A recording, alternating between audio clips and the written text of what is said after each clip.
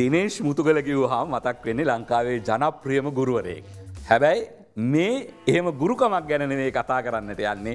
ඔහුගේ නවතම නිෂ්පාදනය සූර්යා චිත්‍රපටය ගැන.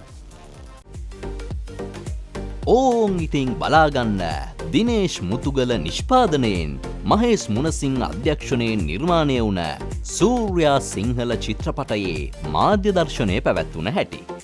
මාධ්‍යවේදීන් කලාකරුවෝ චිත්‍රපටයේ රංගන ශිල්පීන් ශිල්පිනියන් නිෂ්පාදන කණ්ඩායම ඇතුළු ආරාධිතයින් ගොඩාක් ඇවිල්ලා හිටියා මේ මාධ්‍ය දර්ශනය බලන්න.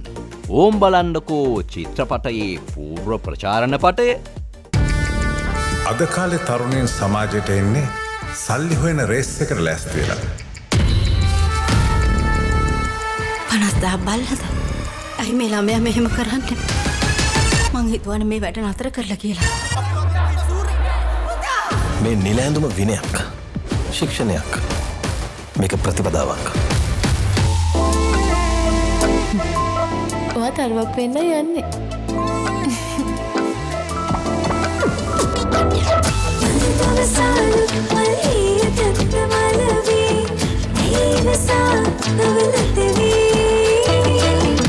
අයි ඇත්තටම අයි මොනවද පොලිටික්ස් කියන්නේ?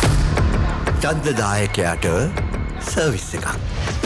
අපිට බිස්නස් එකක්. මාධ්‍ය දර්ශනය බලලා ඇවිල්ලා බලපු කට්ටිය ඕන් අහන්නකෝ කියපු දේවල්. අද ස්පෙෂල් මීඩියා ෂෝ එකක් තමයි තිබුණේ. ඉතින් ඉදිරියට අපි මේ චිත්‍රපටය තිරගත කරන්න දායක වෙනකොට තිරගත කරන්න ආරම්භ කරනකොට මම ආරාධනා කරනවා අපේ රටේ සියලුම ප්‍රේක්ෂකයින්ට සූර්යා පායන්න ඉතා ආසන්නයි.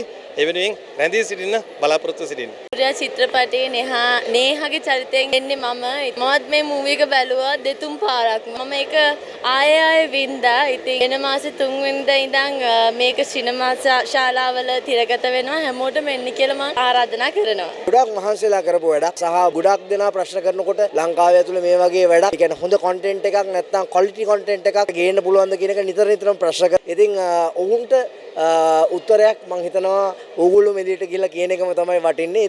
මේවා අහලා ෆිල්ම් එක බලන්නම ඕනේ කියලා හිතුවට තාම ඉතින් බලන්න බෑ.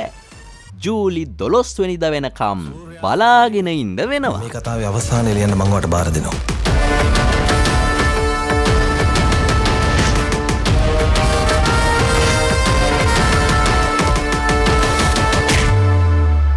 Never give up. Be on your toes. Mama, Surya Swarnajiva.